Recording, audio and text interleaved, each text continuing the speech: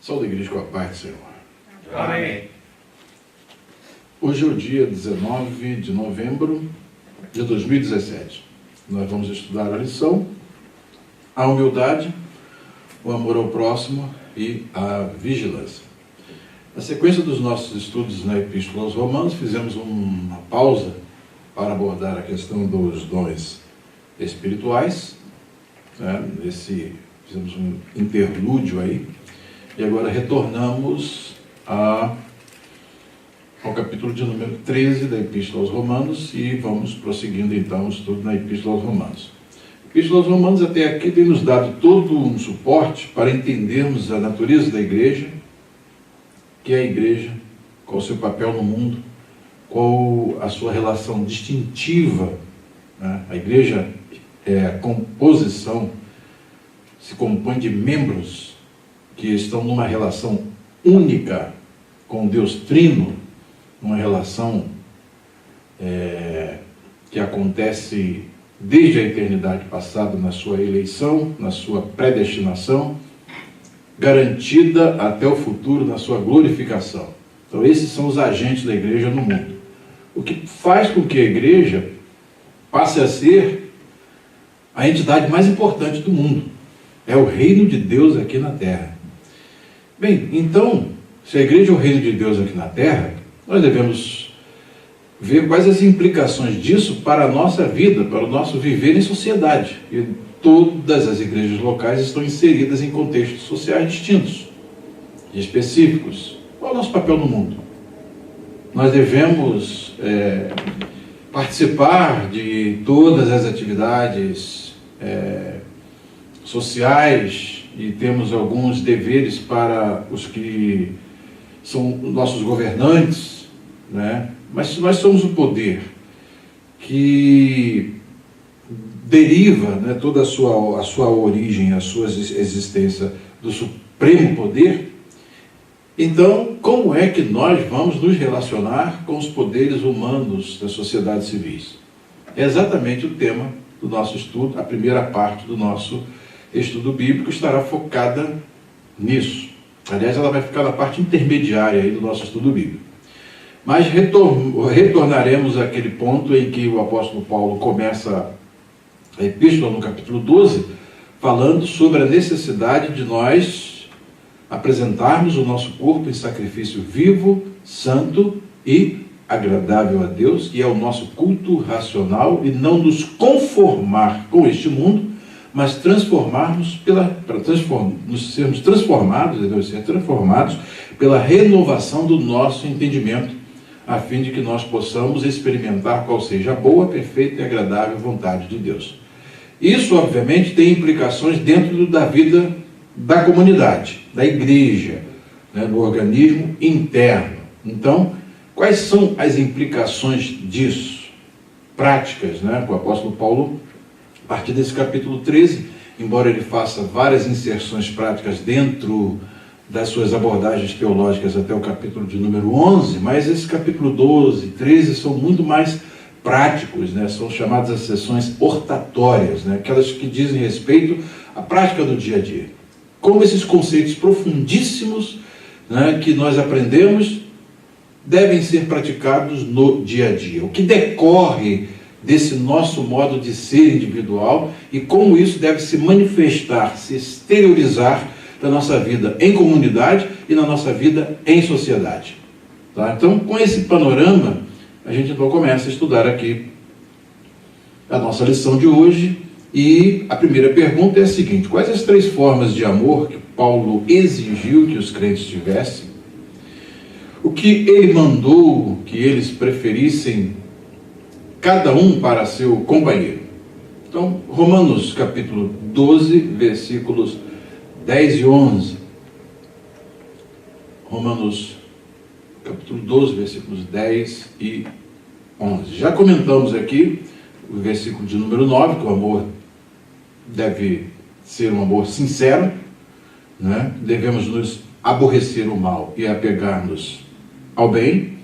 E os versículos 10 a 12 diz o seguinte: amai-vos cordialmente uns aos outros com um amor fraternal.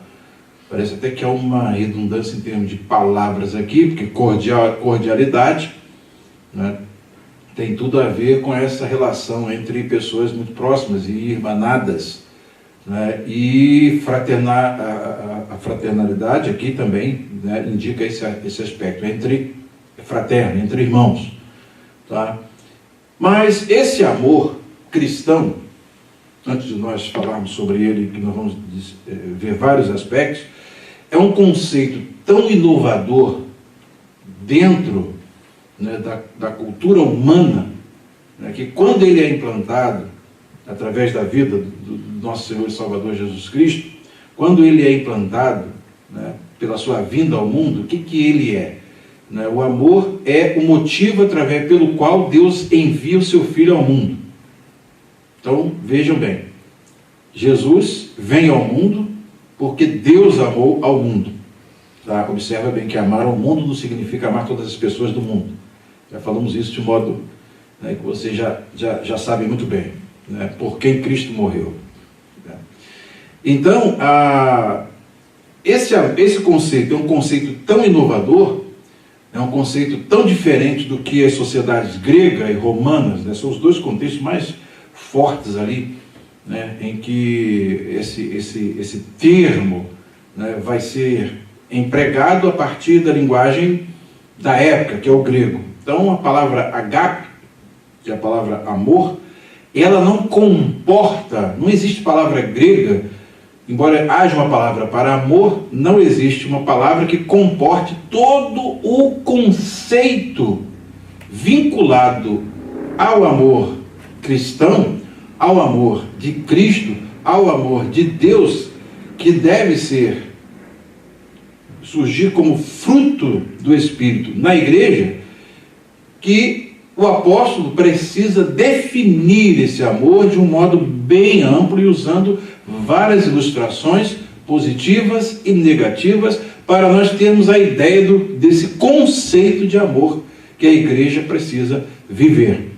Tá? Então, o maior modelo desse amor é a pessoa de nosso Senhor e Salvador Jesus Cristo, que deixa toda a pompa da sua glória celestial e vem habitar entre nós, despoja-se, né, da forma divina, singular de viver e reveste a forma humana, tá? Vem viver aqui entre nós e no clímax de toda uma vida dedicada ao próximo, ao fazer o bem, né, essa vida termina com a maior ingratidão de todas as ingratidões que já foram feitas sobre a face da terra. A sua condenação à morte sem nenhuma razão. Ele tinha muito mais razões para viver do que nenhuma razão para morrer. E, no entanto, ele é levado à cruz e morre entre dois malfeitores, e isto é a exibição diante de todos nós do que vem a ser o amor de Deus. Então, o amor de Deus é exatamente um conceito que está muito atrelado ao sacrifício. Dando para acompanhar? É algo totalmente diferente daquilo que a sociedade greco-romana vivia. É um amor que reveste em si esta forma de sacrifício, de dar-se. É um amor que é despojar-se, é um amor que é dar-se pelo outro, é um amor que a vida acaba na morte, para que o que recebe o benefício viva, embora quem ama tenha de morrer. Então esse conceito não tem uma palavra grega na época que pudesse comportar tudo isso. É exatamente por isso, né, que o apóstolo Paulo, nesta ciência de Deus, né, nessa ciência de Deus que lhe é peculiar, ele define o amor cristão, dando a eles vários conceitos tirados da nossa experiência, e o amor se torna uma amálgama de vários conceitos, e no todo, então, isso aí é o amor cristão. O que o amor não é e o que o amor é. E quais as implicações diretas do amar segundo o conceito que Deus implanta aqui na face da terra através do cristianismo. Está dando para acompanhar? Então, por não ter uma palavra específica, embora tome uma palavra do vocabulário, tá, da época, o grego, a palavra agape, mas essa palavra, ela não comporta todo o conceito embutido no amor que Deus manifesta e que Deus vai assim revelando para que seja uma marca registrada da sua igreja aqui na terra. Daí então uma necessidade de definir. É bom que se faça a diferença entre palavras e conceitos. Palavras são signos linguísticos. Conceitos é aquilo que você atribui a uma palavra. Então, a uma palavra você pode atribuir vários conceitos. Você pode, por isso que a palavra está sujeita, o signo linguístico, palavra, está sujeita a plurissignificação. Vários significados podem ser atrelados a uma palavra. Eu dou sempre um exemplo para meus alunos, quando a gente está estudando essa questão, que isso é muito importante, fazer a diferença entre palavra e conceito. Tá? Então, a palavra, por exemplo, vamos usar aí a palavra preto. Palavra preto. Tá? Nós usamos em diversas situações, como adjetivo para qualificar a bolsa preta, tá? O sapato preto. Nós estamos falando a respeito de cor. Quando nós falamos a respeito de, por exemplo, a situação está preta, a cor já não é, né? Já não está aí fazendo uma menção esse termo preto aí já não está mais sendo essa visão conotativa de cor, mas no sentido de que a conjuntura econômica, social, política está numa condição não favorável, desfavorável, ruim, péssima. Então aí a gente, no nosso linguajar, a gente vê a situação está preta, hein?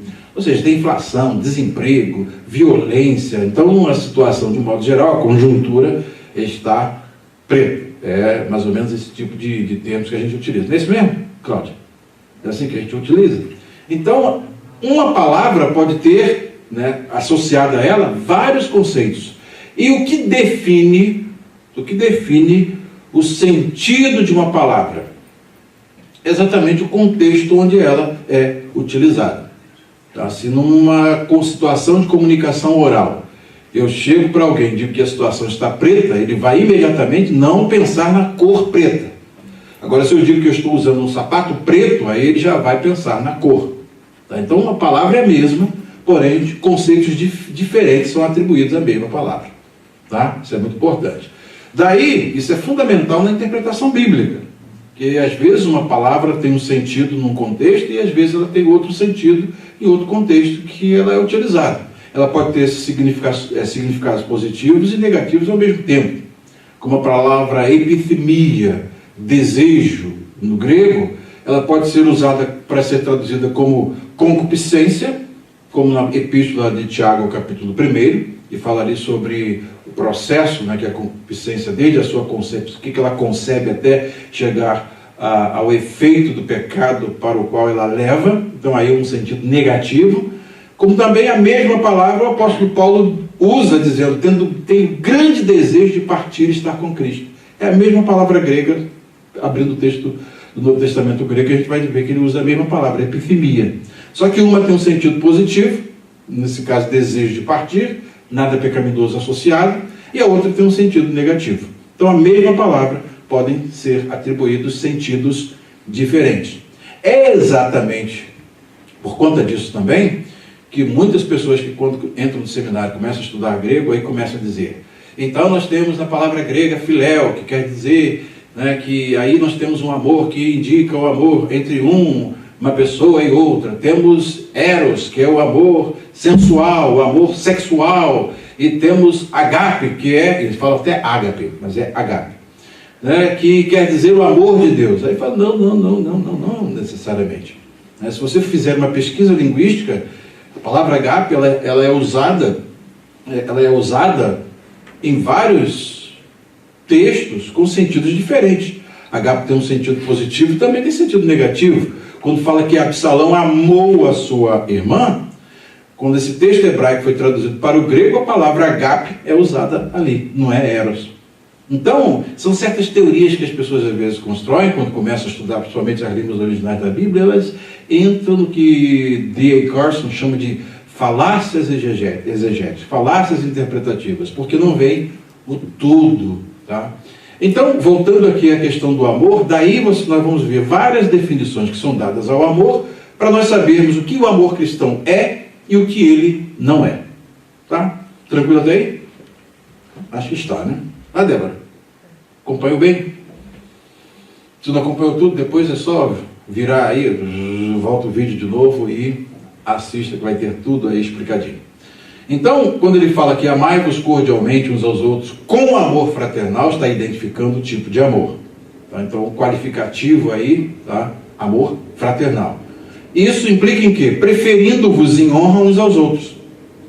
Então, esse amor fraternal, que se espera que nós tenhamos enquanto comunidade, enquanto igreja, é aquele que faz nós preferirmos uns aos outros em honra. Ou seja, o que Paulo vai dizer em outra linguagem, em outro texto, né? Cada um considere aos demais superiores a si mesmo. Ou seja, a postura cristã amorosa leva a uma postura de humildade em relação ao próximo. É considerar o próximo maior do que a si mesmo, do que nós mesmos. Tá? Então, vejam bem como esse amor ele tem conotações mais diversas. Não sejais vagarosos no cuidado, sede fervorosos no espírito, servindo ao Senhor. Alegrai-vos na esperança, sede pacientes na tribulação, perseverai na oração, e a gente para aqui, ele vai até o versículo 11. Eu estou pulando aqui para a próxima pergunta. Então, até o 11. Então, vai enumerando aqui, né, as diversas qualidades, as diversas coisas que são exigidas, são qualidades que são exigidas. Como se fala exigido, o apóstolo Paulo mandou que eu faça isso. É exatamente assim? Não, isso aí são as implicações lógicas da nossa união com Cristo. Isso tem que desabrochar na nossa vida cristã. Quando não desabrocha, é uma anomalia. Quando não acontece, nós estamos num processo de anomalia espiritual. Isso aqui tende a acontecer espontaneamente por razão da nossa união com Cristo, na sua morte, no seu sepultamento, na sua ressurreição. Isso é qualidade do novo homem, da novidade de vida que nós agora passamos a ter em Cristo Jesus. Está dando para acompanhar? Então, vejam bem que quando nós vemos esse aspecto aqui, não sejais vagarosos no cuidado, mas sede fervorosos no espírito, servindo ao Senhor, é exatamente por conta da necessidade, tá? Por conta da necessidade que essa nova vida, tá, tem de ser identificada. E como é que a gente identifica? Pelas qualidades. Quem está em Cristo, nova criatura, nova criação é. As coisas velhas se passaram, eis que tudo se fez novo. Quais as coisas que ficaram novas? Quais as coisas que se tornaram novas? A nossa relação começa já tendo uma comunidade em que o alvo é que cada um se considere inferior a todos os demais. Se todos tiverem esse tipo de sentimento, como é que fica essa comunidade? É uma comunidade distinta de todas as comunidades humanas, em que cada um quer superar os demais, em que cada um, pelo egoísmo, quer devorar os demais, em que cada um olha para as coisas do outro e quer ter para si, e quando o outro tem alguma coisa, ele inveja. Essa é a vida característica do velho homem. Na igreja, as leis são totalmente inversas. Daí, pertencer à igreja é algo que só pode acontecer por aqueles que estão de fato nessa união com Cristo em sua morte, na sua ressurreição. E isso é algo que o apóstolo Paulo vai dizendo aqui como consequência. Daí ele pode colocar o verbo no imperativo. Tá? Ele coloca o verbo no imperativo. Amai-vos. Não sejais vagarosos no cuidado. O que é ser vagaroso no cuidado? Pegando aqui a versão NVI, que ela é bem clara quando se fala em termos de linguagens contemporâneas, na forma da sua tradução dinâmica. Ele diz o seguinte: o amor deve ser sincero, odeie o que é mal, apeguem-se ao que é bom, dediquem-se uns aos outros com amor fraternal. Então aqui, aquele amai-vos uns aos outros no sentido de uma dedicação ao próximo. Por que isso? Por que essa dedicação ao próximo? Primeiros domésticos da fé. Por que isso? Porque nós somos um corpo. Então, qual é o conceito de corpo? Um membro do corpo tem vida independente do corpo? Como... Bem, a perna, de repente, me tira do corpo que eu quero viver sozinha. Pois não, amputa e ela vai viver sozinha. Há possibilidade de fazer isso? Então o braço, não, eu não quero mais ficar nesse corpo, me tira dele que eu vou viver independente sozinho. Há possibilidade de fazer isso? Não pertence. Eu não pertenço. Vocês estão prestando atenção? A questão da unidade do corpo, ela é colocada como a melhor metáfora para ilustrar o que nós somos em termos de relação. Daí, então, a necessidade dessa reciprocidade, o cuidado que um deve ter com o outro. Por quê? Porque já viu como que nessa organização do corpo, tudo trabalha em prol de um organismo só? Mão, pé, cabeça, olhos, tudo trabalha, né? Você está andando assim num lugar, né, na rua, mas você está dependendo dos olhos. Os olhos de repente chegam, eu agora vou fechar porque eu não quero mais concordar com onde você está indo, não. Aí já pensou? E como é que fica, Marcelo? Aí você está andando assim, o olho de repente cisma de fechar e não quer mais abrir, agora como é que você vai fazer? Que complicação, né? Ou então você está no trânsito muito agitado e de repente os ouvidos chegam, agora eu vou fechar porque estou meio irritado com esse barulho. Aí fecha, você não sabe quem que vem, vai atravessar a rua, tu não ouviu o barulho do veículo. Percebe? O corpo tem essa ligação, essa unidade insolúvel. Exatamente por causa dessa unidade insolúvel é que o apóstolo Paulo, quando nós estudamos o finalzinho desse capítulo 12, ele fala sobre essa questão do corpo. E aí aqui, quando se fala nessa reciprocidade em termos de tratamento e cuidado um com o outro, motivados não por nenhuma outra razão, a não ser pelo amor, então vocês percebem porque está baseado nesse conceito de harmonia e de integração indissociável dos membros do corpo. Não há como um membro do corpo viver independente dos demais. Nem tampouco só cuidar de si, o sapato. Né? Ou a mão chega, hoje eu só vou lavar a mim mesmo, vocês que dão o jeito de vocês aí. É assim que acontece? Não, ela é serva do corpo. Né? Ela é serva do corpo. Então, a partir do momento que há essa integração, e cada um tem a sua função, né, o corpo como um todo foi bem idealizado. Só os ateus que acreditam que isso aí, né, uma explosão gerou esse negócio aqui chamado corpo. Bem organizado do jeito que é, este cérebro, visão, tudo por acaso. Né? Os ateus têm mais fé do que nós. Né? Porque Norman Geisler está certo, né? Não tem fé suficiente para ser ateu. É uma organização, gente, extraordinária, tudo é bem pensado. Eu estou falando aqui, minha mão está se movimentando, né? É uma integração, né? É uma integração. Então, tudo isso vai gerar esses conceitos de mutualidade que são apresentados aqui. Daí, prefiram dar honra aos outros mais do que a vocês próprios. Nunca falte a vocês o zelo, sejam fervorosos no espírito, sirvam ao Senhor. Alegre, o que é ser fervoroso no espírito? O que significa ser fervoroso no espírito? Ao servir ao Senhor. Pergunta, Diácono Lafayette. Ser fervoroso no espírito. O conceito de união com Cristo, o conceito do destino que nos aguarda, o conceito de vida atual, habitada pelo Espírito Santo, na companhia dos anjos, né, estando nas regiões celestes em Cristo, participando de uma comunhão singular, são conceitos que, quando entram dentro de nós, a gente não pode ser. Realmente, a união com Cristo é algo extremamente agradável, e nós temos a companhia dos anjos conosco, de fato, algo muito bom, não é? É assim que a gente mecanicamente, assim, os conceitos Não. mecânicos. Isso tem que exercer um impacto em nós, né? E esse impacto em nós é o que ele chama de fervor no Espírito. Por quê? Porque isso é algo impactante. Essas verdades são impactantes, né? São verdades tão impactantes que tanto as verdades positivas quanto as negativas são impactantes. Veja o quadro de Eliseu no monte cercado e o moço vendo os exércitos dos adversários. Qual o impacto que isso exerce sobre ele? Pai meu, hoje é o nosso último dia de vida. Estamos mortos porque os nossos adversários estão lá.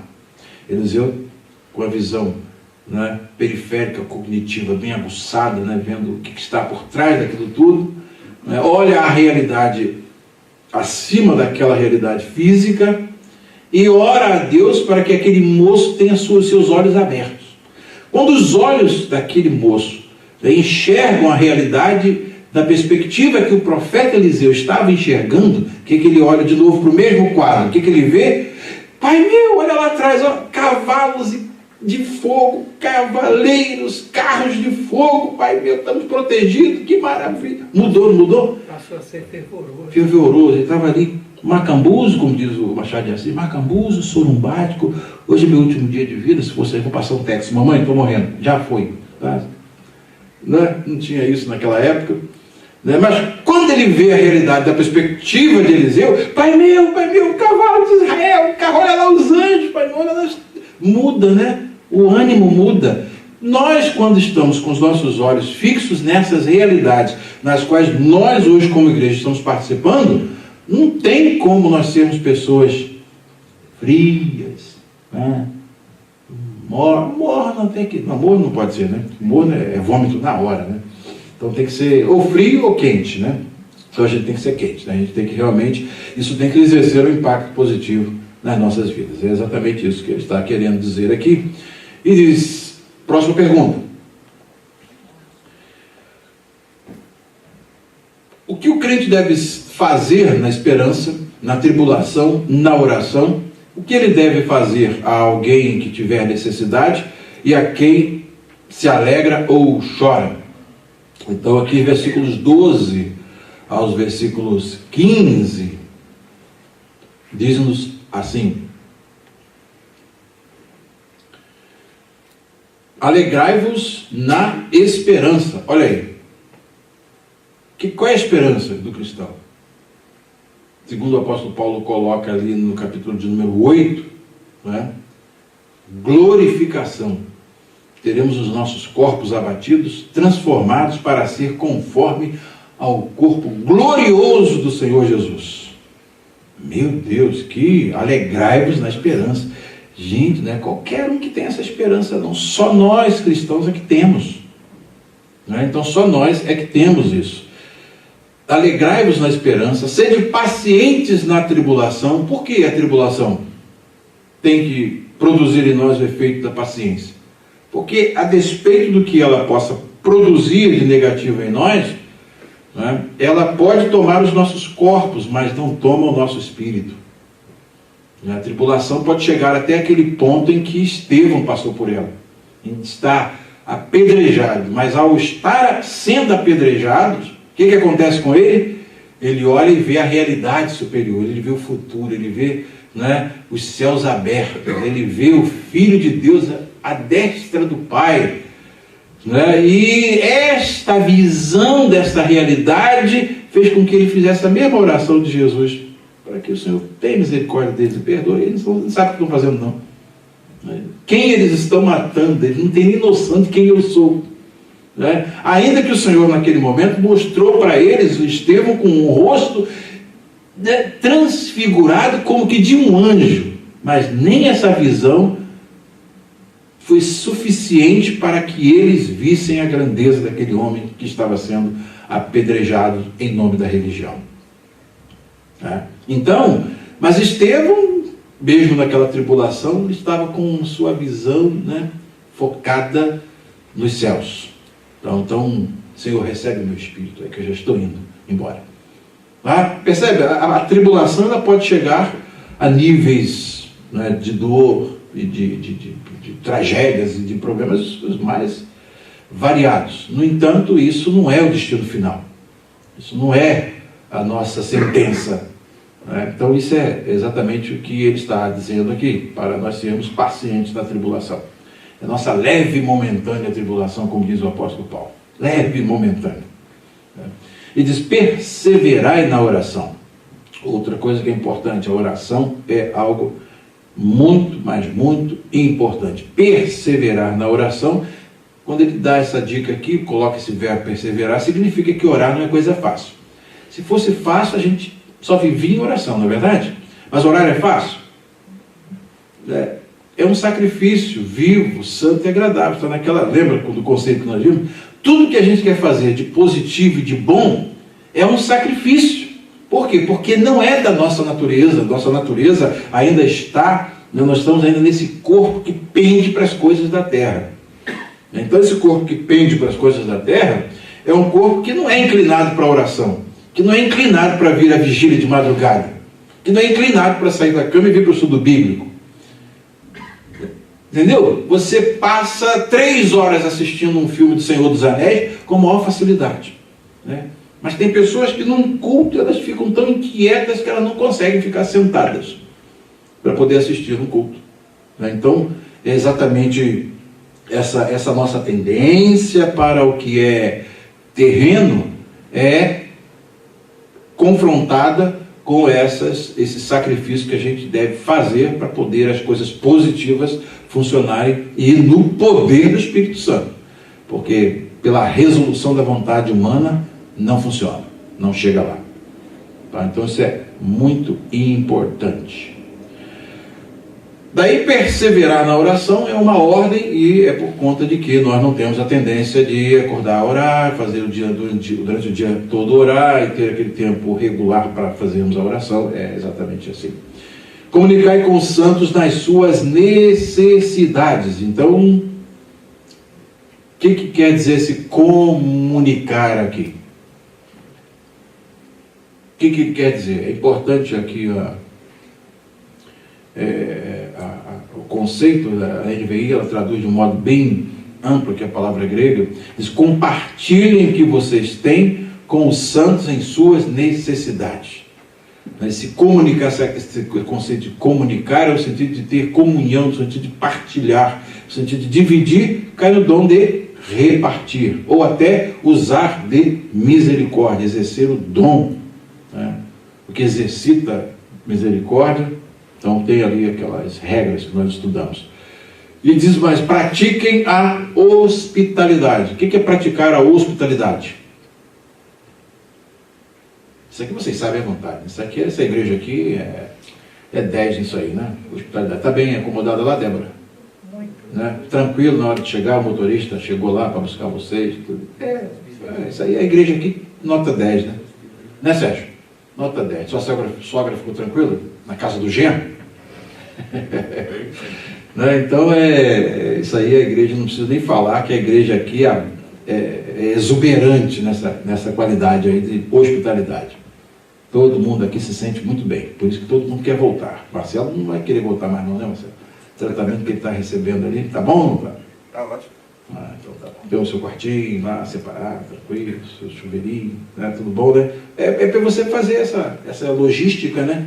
Poxa, vem alguém, então vamos hospedar essa pessoa. Então, é o que o apóstolo está dizendo aí. Pratiquem a hospitalidade. É o que nós estamos fazendo. Abençoem aqueles que os perseguem. Isso aqui é uma das partes mais interessantes. Vou dizer difíceis não, vou dizer interessante. Por quê? Porque tudo vai de uma perspectiva. Tudo é uma questão de perspectiva. Vejam só. Abençoem aqueles que os perseguem. Qual é a tendência natural? A pessoa que nos persegue é a nossa inimiga. Qual é a nossa tendência natural?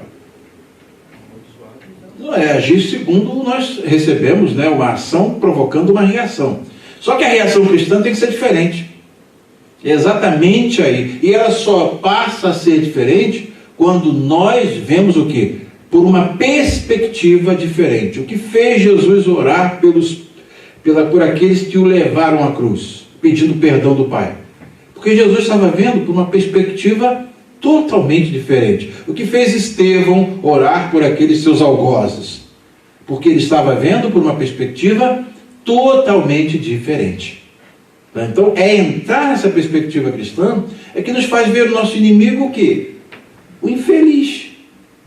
Se ele ainda não foi alcançado, porque existem várias qualidades de inimigos que às vezes surgem. Existem inimigos que surgem até dentro do contexto da igreja. Paulo tinha inimigos dentro da igreja, que perturbavam o seu ministério.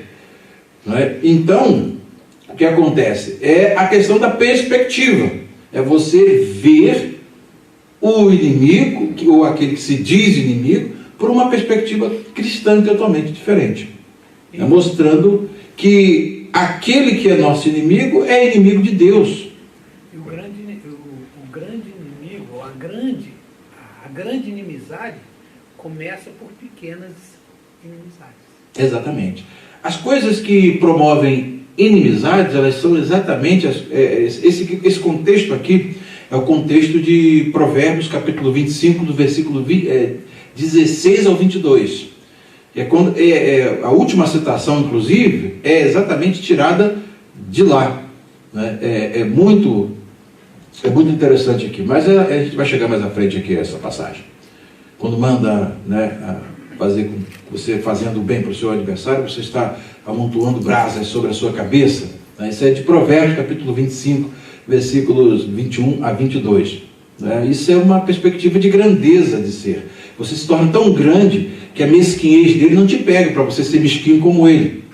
Ele está te fazendo mal e você está querendo o bem dele. Você o ganha, ou pelo menos o neutraliza, por fazer o bem.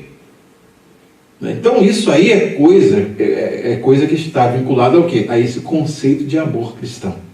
É algo que não existia naquela época romana, aquele contexto greco-romano. Não tinha palavra para conceituar o que é o amor cristão. É uma inversão completa de tudo. Do conceito de autoridade, do conceito de relação humana, do conceito de relação com a autoridade, do conceito... envolve de marido e mulher, de esposo, esposa com os filhos, de filhos para com os pais, na época em que existia a escravatura, de senhores para os escravos, uma mudança completa. A escravatura, o cristianismo não aboliu a escravatura. Não existiam escravos cristãos naquela sociedade.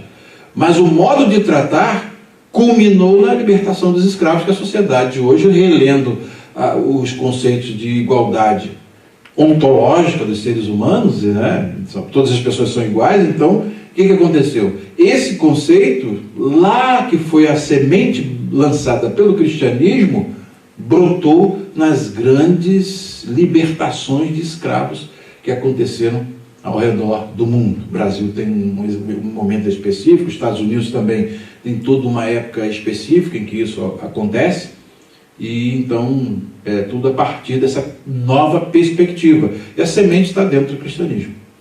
Está dentro do cristianismo. É muito importante observar isso, essas coisas são muito importantes a gente observar. E, então, abençoem aqueles que os perseguem, abençoe-nos, não os amaldiçoem. Alegrem-se com os que se alegram e chorem com os que choram. Então, vocês observam bem que passa a ser uma pessoa cristã. Uma pessoa cristã é uma pessoa totalmente diferente dos moldes, dos moldes normais. É uma pessoa guiada pelo Espírito de Deus. Atitudes diferentes, sentimentos diferentes, maneira de ver diferente, de agir diferente. O cristão é um ser alienígena nesse mundo. Por quê? Porque ele é a síntese do reino de Deus. Então, no reino de Deus, há uma mudança completa de paradigmas. Quem é o maior? É o servo de todos. Quem atinge o ápice na questão do conhecimento se julga o menor dos apóstolos, que não é digno nem de ser chamado apóstolo. Então, esse conceito, o que produz o cristão? O que produz tudo isso na vida de um cristão, essas virtudes, essas qualidades? A graça de Deus. E esse é o conceito que o apóstolo Paulo vem desenvolvendo ao longo dessa epístola e mostrando aqui, ele está desdobrando o que a graça produz. Então, algo que não é incompatível com a lei, é exatamente a consumação do desejo de Deus expresso na lei. Aquele homem justo que a lei descreve é exatamente esse que a graça produz. Tá? Captou bem? Então vamos em frente. O que o crente deve fazer a quem lhe faz mal? O que se deve fazer em vez de usar de vingança? E o que se deve fazer se o inimigo tiver necessidade? Então aí é que vem a parte que eu falei para vocês e vamos a ela. Tá? Vamos a ela. Versículo 16 ao 20. Revista e corrigida. Sede unânimes entre vós. O que quer dizer unânimes entre vós? O que quer dizer unânime? Ser unânimes entre vós. Quando diz a unanimidade de opinião, o que quer dizer essa expressão unânime? Conformidade. Né? Conformidade. Ter a mesma opinião. Sede unânimes entre vós. Não um puxa para um lado, outro puxa para o outro. Eu penso desse jeito. Não, eu penso do outro jeito. Cada cabeça é uma cabeça. Um pensamento, então vocês imaginam. Então nós temos um pensamento que deve ser nossa, a mente de Cristo. A mente de Cristo é pautada pelo quê? Pelo que a palavra de Deus ensina. Então é o que a palavra de Deus ensina que deve ser a regra daquilo que a gente deve pensar. Deve nortear o nosso pensamento para produzir essa unanimidade que o apóstolo está dizendo aqui. Tá? Não ambicioneis coisas altas, mas acomodai-vos às humildes. O que o apóstolo Paulo quer dizer com isso?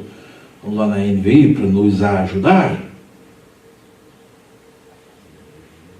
Tenham a mesma atitude uns para com os outros, a questão da unanimidade. Não sejam orgulhosos, mas estejam dispostos a associar-se a pessoa de posição inferior. Então, é exatamente a questão do que surge, né, quando a ambição de ser, né, o maior, está tudo vinculado à questão dos dons também. Né? Então, a ambição de querer superar a tudo e a todos, né, é exatamente o que o amor cristão vai vetar pela base, vai cortar pela raiz. Por quê? Porque quando alguém busca alguma coisa no sentido de abundar no uso dos dons, da recepção dos dons, e dons que eu falo são potencialidades que Deus nos dota. Deus nos dota até de potencialidades naturais, né, que isso é importante. Para nós vivermos nesse mundo aqui, Deus nos dá aptidões naturais. E nós usamos essas aptidões naturais para uma série de coisas na nossa vida secular, chamada secular, que eu não vejo que cristão não tem esse negócio de vida secular. Nossa vida é uma integração, é uma unidade, na perspectiva cristã. Então o que acontece? O que nós obtemos, o que nós conseguimos galgar, as posições que nós até conseguimos galgar, tudo deve ser colocado a serviço da igreja. Por quê? Porque eu sou membro do corpo. Então eu não posso ser autônomo. Né? Eu tenho que ser o quê? Integrado. Então tudo que eu tenho, tudo que eu ganho, tudo que eu sei, tudo que eu faço, o objetivo maior tem que ser o quê? A igreja, a comunidade. Né? Porque você vai ter, imaginou, você com um corpo assim. Você está sentado aqui, mas a sua perna vai lá na porta. Então, que pernão você tem. Né? E a outra perna pequena. Aí fica uma anomalia, né? É um membro que cresceu demais. Né? Então fica uma anomalia. Então, quando se fala em crescimento, por que o apóstolo Paulo manda abundar nos dons espirituais? Qual o objetivo disso? É para a edificação da igreja. Então é o crescimento coletivo. Tá? Então, quando nós vemos aqui a questão de não... Ou você vai, né? Ou se não dá para ir, fica tranquilo. Acomode-se às coisas mais humildes. Existem pessoas na vida que elas não podem ter absolutamente nada. Já viu isso? Eu estava lá em Engenheiro Pedreiro, eu andava assim, daqui a pouco tinha um sujeito com orgulho, rapaz, de estar com uma bicicleta, e a mulher dele ali na garupa, a gente parecia que ele estava no Rolls Royce. Né? Aquela pompa, aquela bicicleta, né, de marcha e tudo, aquela coisa assim, dava um banquinho, fazia... Eu falei, você não bota um carro na mão desse jeito, vai atropelar todo mundo. Né? Não pode ter. Né? Então, o que acontece? É você ter uma perspectiva totalmente diferente. Né? E isso vai entrar naquele conceito de humildade. Né? Que as coisas não afetam você. As coisas não afetam. O ter não afeta o ser. Né? Mas o ter fica a serviço do ser. E filosofia agora, hein? Né? Então, é importante que nós, como cristãos, tenhamos essa perspectiva. Né? Temos essa perspectiva, a gente não se altere, né? A gente consiga compactar isso tudo nesse pequeno ser que nós somos. E isso só acontece quando a gente está sempre de olho no grande ser, né? Deus. Ele é o maior, Ele é o máximo. E nós somos todos irmãos, somos iguais, não tem diferença. Então o bem-estar que eu quero para o meu irmão é exatamente o bem-estar que Deus nos dá a possibilidade e a condição de termos para nós mesmos. Tá? Então isso, a vida cristã é uma mudança radical. Né? Exatamente que nessa perspectiva, né, de grande, olha, Consuelo, seja bem-vinda. Né? Paulo, seja bem-vindo. E essa menina, como é que chama mesmo? Sabrina. Seja bem-vinda, Sabrina. Amém. Tá. Então, o cristianismo vem produzir, né, esta grande mudança de paradigmas, né, em que a igreja passa a ser um organismo. É por isso que eu gosto, né, de sempre ilustrar para vocês, quando a gente faz a celebração do lava-pés, que é o nivelamento, né, um com o outro. Então aí tem o pedreiro, né, que lava o pé como é que é sua função lá que você se aposentou?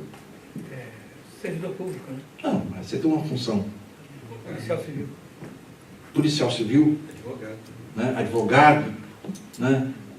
E o nivelamento. É o professor universitário, a empregada doméstica. A igreja, naquela época, tinha até algo que era muito mais forte. Eram os servos, chegavam naquele dia, tinha que lavar os pés dos senhores e os senhores dos servos. Então, aquela reciprocidade. A igreja é exatamente esse nivelamento. É o engenheiro, né, com a house cleaner. Então, a igreja faz esse nivelamento em que todos nós passamos a... E essa acomodação ela só acontece com um processo do Espírito Santo dentro de nós.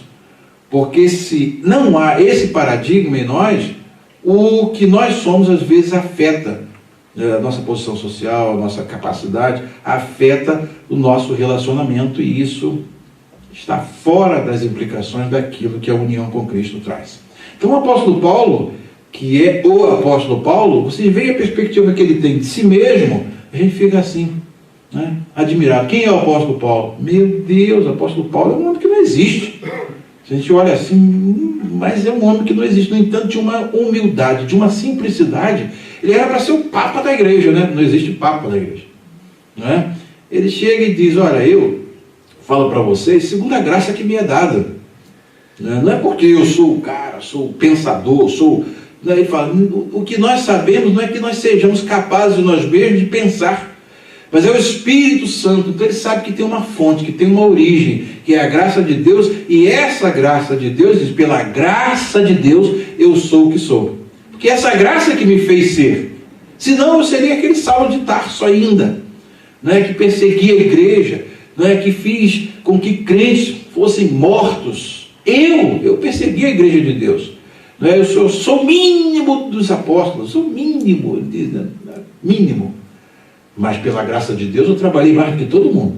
Então o que acontece? Você observa? Dá para entender parece um paradoxo, né? Ele diz ao mesmo tempo, ele vai lá embaixo, daqui a pouco ele vai lá em cima. Né? Mas o que ele enfatiza? Todavia, peraí, eu trabalhei mais do que isso. Todavia, ele volta atrás e diz, não eu, mas a graça de Deus que está comigo. Percebe? É a graça que nos faz ser. E ela faz ser para um crescimento coletivo. E tudo que nós somos, dentro da igreja, fora da igreja, a nossa posição social, o nosso trabalho, tudo tem que convergir para o bem-estar da igreja. O cristianismo, gente, é aquilo que de que Chesterton disse. Não é que a igreja contemporânea foi julgado, o cristianismo que a igreja contemporânea vive, foi julgado e foi colocado no banco dos réus e foi achado em falta. Não. É porque a igreja contemporânea ainda não experimentou o que é verdadeiramente o cristianismo. Deu para entender a colocação? Mas nós estamos caminhando para sermos igreja segundo o conceito do Novo Testamento. Isso aí é algo que nós temos que encarar como desafio. E é a proposta de Deus para a igreja em todas as épocas. Se a igreja hoje quer um avivamento, se a igreja hoje deseja manifestações poderosas de Deus, ela tem que se conformar com o Novo Testamento.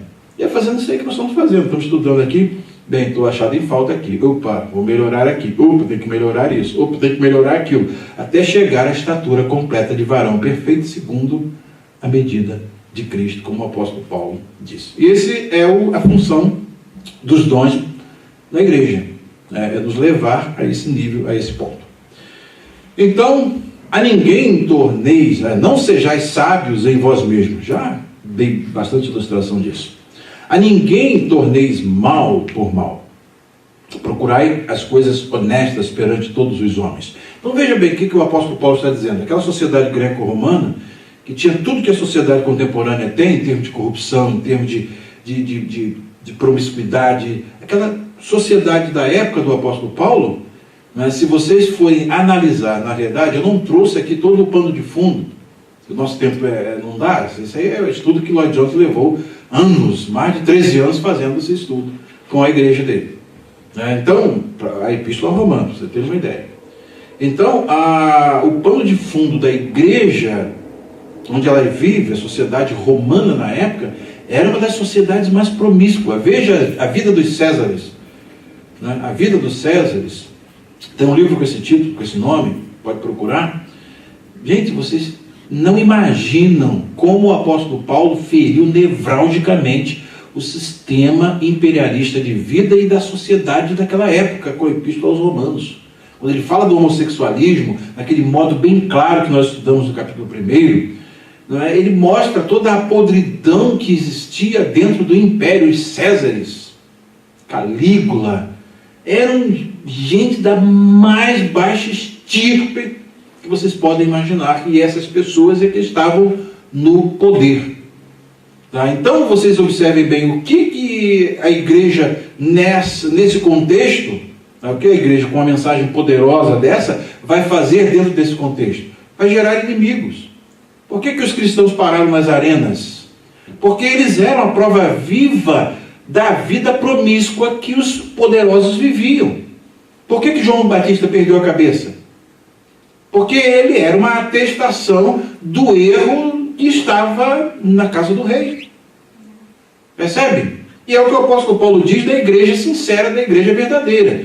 Todos os que piedosamente querem viver em Cristo Jesus padecerão perseguição. Se o mundo ficar de confetezinho com a igreja, de afagozinho com a igreja, essa igreja não está na linha que foi colocada para nós andarmos nela segundo o Novo Testamento. Então, são desafios que nós estamos enfrentando. O pastor Luiz, anteontem, falou uma coisa muito interessante. Deus está falando para nós através desses nossos estudos bíblicos. Pastor Emanuel Moreira, ele não escolheu a lição por acaso. Você pode observar que na sequência dos nossos estudos bíblicos, o que está acontecendo? Nós estamos estudando aquilo que Deus quer que nós saibamos para mudar a nossa vivência. Por que Deus deu aquele tema importantíssimo lá no Congresso de Mantena? Reconciliai-vos. A igreja reconciliar? É o que Paulo diz na epístola, reconciliar. Deus nos reconciliou consigo através de Cristo, e depois vem logo a ordem, reconciliai-vos com Deus.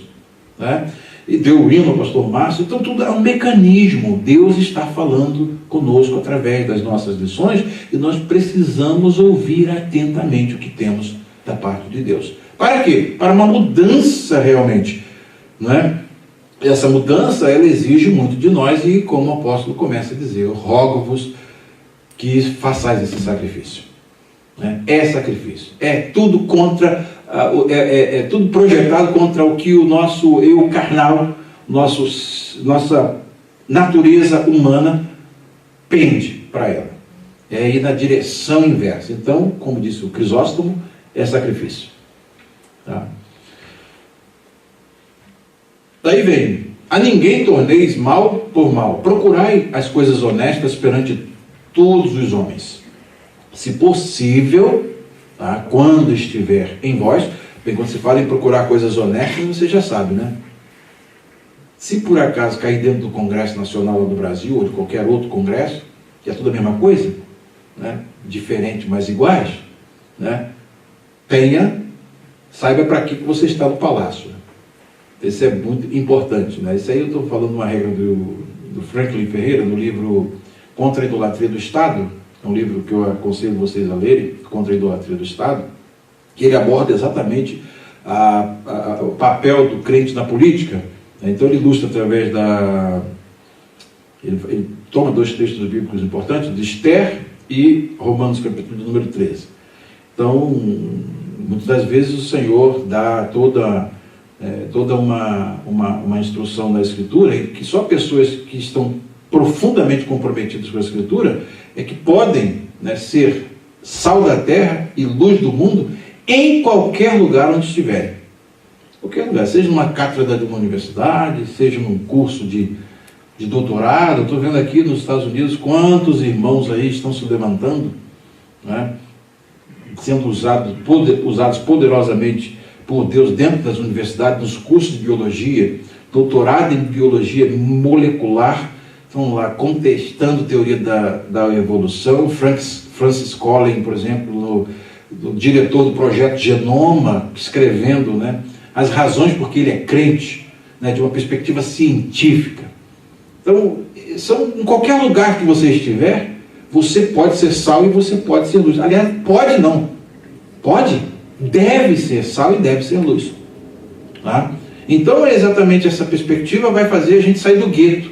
A igreja vai mostrar a cara para a sociedade, quem ela é. E você vai mostrar isso exatamente através de quê? Primeiro, você tem que ser treinado nos princípios da Escritura, saber quem você é, saber qual é a sua vocação, saber quais são os seus deveres, as suas responsabilidades, não é? Como cristão. E em seguida você pode estar no mundo, mas não se comportar como o mundo se comporta. Então você precisa de um profundo treinamento na verdade. E a palavra é isso, para educar na justiça. Como diz o apóstolo Paulo, capítulo 3 da epístola a Timóteo, versículo 16. 1 Timóteo 3,16. Está escrito lá. Essa é uma das funções da palavra. Vamos lá, senão a gente não acaba isso hoje não. A gente vai até 2 da tarde. Vamos lá, vamos prosseguir aqui. Então, se for possível, enquanto estiver em vós, que às vezes existem brigas gratuitas, né? Então, tende paz com todos os homens. E às vezes tem pessoas que querem briga mesmo, querem. Você, a única coisa que pode fazer é não brigar. Quando um não quer, dois não brigam, né? Tem esse provérbiozinho. Então, às vezes, as suas atitudes em certas circunstâncias, elas podem mudar completamente a perspectiva das outras pessoas. E isso aconteceu uma vez em casa. Um ladrão entrou na minha casa quando eu estava na vigília, lá em Nova Iguaçu. E nós estávamos na vigília orando, e o ladrão entrando na nossa casa, pegou nosso violão, pegou nossa máquina de escrever, naquela época, né? Máquina de escrever, hoje seria laptop, levaria um monte de coisa nova. Também levou máquina de escrever, levou coisa da minha esposa, que levou você? Levou ferro de passar. Ele está aí lá com um carrinho, né? Depois de abrir a casa, entrar, saindo no meio da rua, até que de repente a polícia o pega na esquina. A polícia vai, pega o indivíduo, e o policial, chamado Moisés, crente: onde é que você pegou? Fala a verdade. Não, eu meti uma casa ali. Vamos lá na casa. Eles voltaram lá. Quando chegaram lá, viram a minha biblioteca. Viram lá. Rapaz, o que você entrou aqui? Chamou o vizinho. Quem que mora aqui? Um pastor. Você não tem vergonha não para entrar na casa de um pastor? Aí deu um sabão nele, botou no camburão e levou para lá, para a cadeia. Né? Foi lá para a cadeia. Depois recebeu o comunicado que ele estava preso lá. Fui lá na cadeia. Aí cheguei para o delegado: eu posso falar com o preso? Aí pode. Fui lá, fez todo o protocolo, tá? Me autorizou, fui lá. Eu cheguei para ele e falei uma coisa interessante. Falei: rapaz, você está aí do lado de dentro, né? Eu estou do lado de fora. Mas eu poderia estar aí dentro também. Sabe por que eu não estou aí no lugar que você está? Porque Deus me alcançou antes. Senão eu estaria da mesma condição de você de repente. Mas agora que você já sabe onde é a minha casa, por favor, volta lá. Nós temos uma igreja, Nós temos irmãos que podem ajudar a arrumar um emprego para você. Eu estava com meus filhos passando necessidade. Tudo bem, não precisa justificar o que você fez, não. Né? Mas agora que você sabe o endereço, você vai lá, tá? Volta lá que a gente vai levar você para a igreja, você vai conhecer pessoas que podem te ajudar e nunca mais você vai precisar de fazer isso aí. Pode voltar lá. Tá? Aí desci, tá? Um abraço. Eu desci, fui lá, delegado, solta o moço.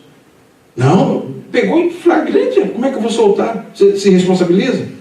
Não, porque se precisar de assinar um termo, ele pode assinar um termo que eu pedi para soltar o ladrão. Ele já sabe onde é a minha casa, já convidei para ele ir lá. Você fez isso, você está doido? Não, pode ir. Aí assinei lá. Aí, daqui a pouco de tarde, o ladrão estava solto. Quando eu chego na minha rua, meu vizinho me para. Está sabendo que você mandou soltar o ladrão? A gente tem que mandar dar um pau nele, rapaz. E voltar aqui, a gente pegar ele, dar um couro nele. E não teve nenhuma misericórdia com o ladrão, coitado. Aí tudo bem.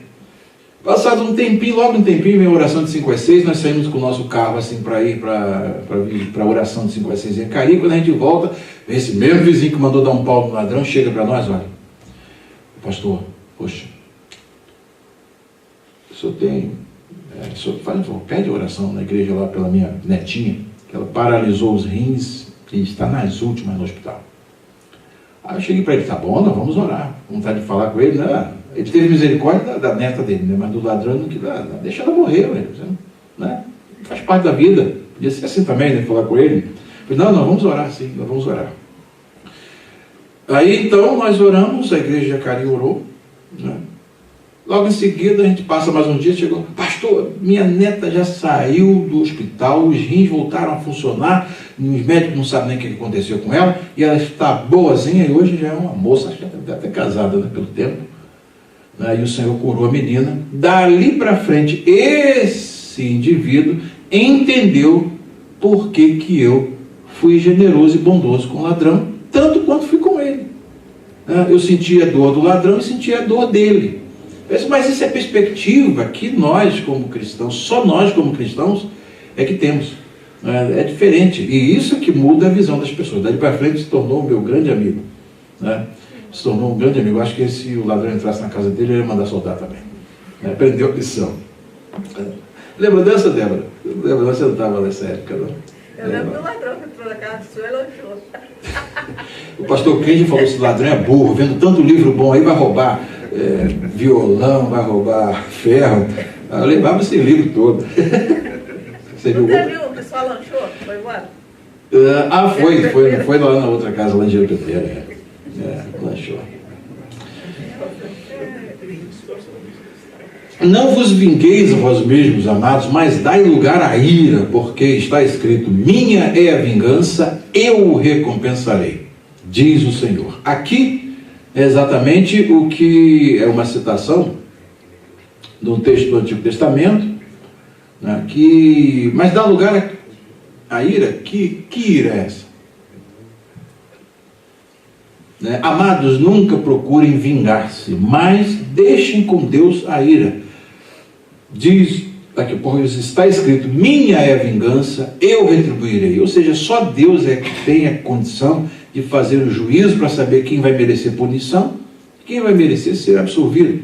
Porque às vezes alguém que está numa condição e a gente julga que é um réu, né, condenado, Deus pode entrar num processo de absolvição, né, e absolver aquela pessoa. Lembre da experiência que o profeta Zacarias teve com o sumo sacerdote Josué, né, quando Satanás estava com um dossiê completo, apresenta lá para Deus, olha, isso aí está com as vestes sujas, isso aí não pode ser sumo sacerdote de jeito nenhum, tem que ser condenado, deposto, e no entanto Deus, cala tua boca aí, senão são tirados do fogo, né, e diz para ele, ó, troca aí a roupa dele. Pronto, os anjos foram lá, trocaram as vestes, troca a mitra dele também, bota uma mitra limpa aí, bota aí, cala a boca. A partir de agora, se tu praticares o que é correto, tu ainda julgarás o meu povo. Então sai da corte, o réu sai da corte já com a toga de juiz. Para pensar. É a graça de Deus que faz isso. Então quando se dá a Deus esse direito, isso aí ele tem de julgar e de sentenciar para o bem ou para o mal, é ele que é o justo juiz, não somos nós. Então é isso que o apóstolo Paulo está ensinando aqui. É dele, a vingança é dele. Ele é o único que tem condição de chegar e julgar e saber se deve ser sentenciado ou não. Né? É Deus, é o apóstolo Paulo, então está nos mandando entregar ao juízo de Deus, para ele, segundo o critério justo dele, faça o julgamento. Né? Ao contrário, se o teu inimigo tiver fome, o que deve fazer? Provérbios aqui, é Provérbios 25, 21 e 22. Dele de comer. Se ele tiver sede, dele de beber. Tá? Porque fazendo isso, você amontoará brasas vivas sobre a cabeça dele. Né? Quando essa expressão aqui da questão das brasas vivas, inclusive tem até um conto dentro dos egípcios, né? Que o indivíduo tinha feito algumas coisas erradas, então ele saiu da cidade e pegou lá uma bacia, encheu de brasas quentes e colocou na cabeça e saiu andando, né, como remorso e arrependimento pelos seus crimes, pelos seus erros. Né? É uma figura mais ou menos assim. O drama de consciência de uma pessoa que sempre quer te fazer o mal, sempre trabalhou pelo seu mal. O dia que ela entra em necessidade, só vê você como escape para ela, e ela vai a você, e o que você está precisando? Estou precisando disso. Toma. Mais o quê? Mais disso. Toma. Poxa, rapaz, agora estou passando a ter uma visão totalmente diferente de você. Você foi sempre meu inimigo. Para mim você era meu inimigo, então eu que era seu inimigo. Mas com que razão? Como é que você é uma pessoa boa? Como é que você é uma pessoa... Jamais ia imaginar que você lhe socorreu no momento de necessidade desse. Isso aqui é o que o apóstolo Paulo está ensinando com base no que... Isso não é coisa nova. Antigo Testamento, Provérbios que está ensinando isso. Então, muita gente diz, mas Antigo Testamento, olho por olho, dente por dente. Existem situações aqui que a gente vai vendo que a revelação progressiva, né, vai mostrando para nós que o clímax disso aí já está lá, antecipado no Antigo Testamento, e agora o apóstolo Paulo está dando aqui como princípio de governo das ações entre nós e os nossos inimigos. Então, se ele tiver fome, dá de comer. Tem sede, dá de beber. Ou seja, atenda-o na maior necessidade que ele tiver. Né? E aí você vai ver o resultado. Porque quem nos honra, quem nos eleva, quem nos abate é o Senhor. Né? Então, certas circunstâncias é o Senhor que faz tudo, né, na nossa vida. Vocês vejam aí a situação, não vou nem contar, né, porque senão o tempo vai tomar, mas eu passei uma experiência na faculdade que foi assim, tinha um inimigo gratuito lá, que um dia me humilhou, mas me humilhou tanto na sala de aula. Tudo por quê? Qual a razão dele? Porque a prova de análise matemática que ninguém queria fazer, eu tirei um dia estudando, o professor deu a prova, toda a classe não queria fazer porque não estava preparado, e eu falei, eu vou fazer sozinho. Aí fiz a prova, por causa da pressão psicológica, consegui tirar apenas 9 na prova. Gente, isso na aula seguinte eu quase apanhei. Um indivíduo baixinho lá, chegou você, rapaz. Naquela época não tinha lei de processar o indivíduo, né? Não se dava muita ênfase, né? Você é preto quando não faz na entrada, faz na saída. E me humilhou mesmo, usou tudo quanto a baixaria lá. Eu fiquei quietinho, só olhando para ele. Né? Só olhando para ele, tá bom. Quando ele acabou de me ofender, tudo bem. Passado um tempo, né? Terminou aquele ano, era o terceiro ano, chegou no quarto, minhas notas ficaram melhores do que no terceiro ano. Eles ficavam olhando para mim assim, não tem jeito não. Quando terminou o curso, a primeira coisa que acontece, o departamento de matemática me convida para ser professor da faculdade. Tá? E meu jalequinho, fevereiro, entrando lá no corredor, daqui a pouco quem entra lá? Para poder tratar dos diplomas, das coisas. Boa noite, mestre! Boa noite, eu soube que a faculdade te convidou para você lecionar aqui. Pois é, foi uma bondade aqui do departamento de matemática. Né? Me convidaram para lecionar aqui, nós estamos lecionando aqui na turma de química, turma de matemática. E você precisar aqui da faculdade, agora a gente está mais interno aqui, tá? Pode me procurar. Então, obrigado, mestre, obrigado. Tá. E foi embora assim, boa noite, mestre, boa noite. Foi embora. Ele era meu inimigo, eu não me tornei inimigo dele. Né? E Deus me exaltou por conta da minha atitude. Né? Porque eu sou aquele tipo, né, que numa hora dessa reage do modo errado. Um indivíduo baixinho assim, eu altão desse jeito, lutava capoeira antes, ai meu Deus do céu, né? Me segura, Jesus. Não, mas eu deixei o que? Deixei Deus ser o juiz. E qual a maior sentença que Deus deu a ele? Me exaltou diante dos olhos dele. Ele teve que chegar lá na faculdade, boa noite, mestre. Tem que reconhecer que você é bom. Deus vai fazer isso com ele. É igual a mãe que quer pescoço de Mardoqueu, que quer. Aí Deus prepara todo o cenário, vai puxar a mulinha para o meu servo no meio da cidade. E ele mesmo que deu, o que se fará o homem cuja honra o rei se agrada? Pensou que era ele, o cara era Mardoqueu. Falei, então você faz tudo isso aí, bota a veste real, o anel real, a coroa real e puxa o cavalinho na cidade e diga, assim se fará o homem de cuja honra o rei se agrada. Quanto mais o inimigo se levanta, mais Deus exalta aquele que é humilhado e é perseguido. Então aí ele teve lá de sair da cidade, assim se fará o homem de cuja honra o rei se agrada, e vai, rodou a cidade toda, chegou em casa que estava enojado. A mulher falou, ih rapaz, esse homem aí é da linhagem dos judeus, você já está caindo, meu amigo, prepara a tua tumba, porque tu já está indo para o buraco, enquanto esse povo acho que não tem jeito não. E assim foi. A forca que ele preparou para o Mardoqueu foi a forca que o rei mandou ele ser enforcado nela. E a sorte que ele desejava para o povo de Deus caiu contra todos aqueles que desejavam o mal dos judeus, mostrando a soberania de Deus na história. É essa visão que a gente tem de ter. Essa visão grande, macro, que Deus conduz a história, e Deus está conosco, só no tempo que Ele permitir, que Ele permite o mal, mas do contrário, Ele vai nos dando vitória e a gente vai glorificando o nome dEle. Então, isso aqui é muito importante ver essa ligação lá do contexto de Provérbios. É algo que está ensinado no Antigo Testamento. O inimigo tem fome, dá de comer, tem sede, dá de beber. Porque falando isso, amontoará as brasas. Já pensou esse indivíduo ter que chegar lá? Boa noite, mestre. Já pensou como é que sai isso? É o Senhor que faz isso. Vamos prosseguir? Ok. Como o apóstolo Paulo mandou se comportar diante das autoridades, quem criou as autoridades e para que as autoridades foram criadas? Então, temos aqui o ensinamento maior do Novo Testamento em relação à nossa relação com as autoridades. O que nós somos? Nós somos o reino de Deus. Então temos o reino dos homens e nós estamos aqui dentro. São dois reinos. Tá? Como é que um se relaciona com o outro? Tá?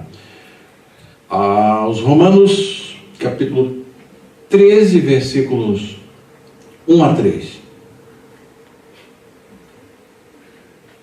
Romanos 13. 1 a 3, vamos lá. Toda alma esteja sujeita às autoridades superiores. Tá? Porque aqui se fala das autoridades superiores e das autoridades civis. Porque não há autoridade que não venha de Deus. Se elas soubessem disso. Isso é muito importante. É o papel da igreja avisar isso para as autoridades. As autoridades que há foram ordenadas por Deus. Por isso, quem resiste à autoridade, resiste à ordenação de Deus. E os que resistem trarão sobre si mesmos a condenação. Então, isso aqui está falando na CNTP, condições normais de temperatura e pressão.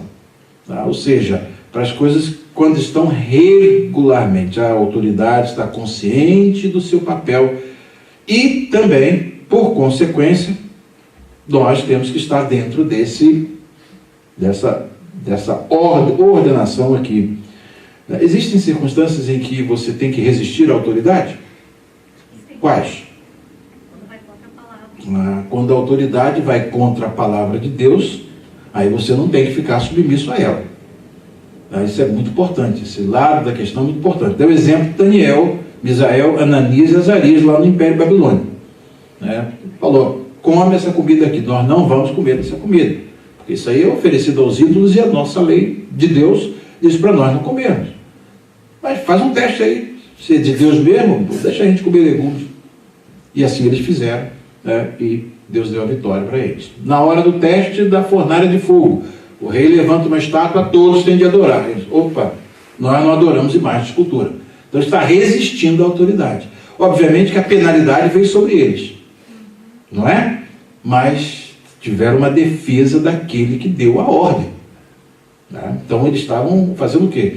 Fazendo valer o nome de Deus que eles estavam honrando.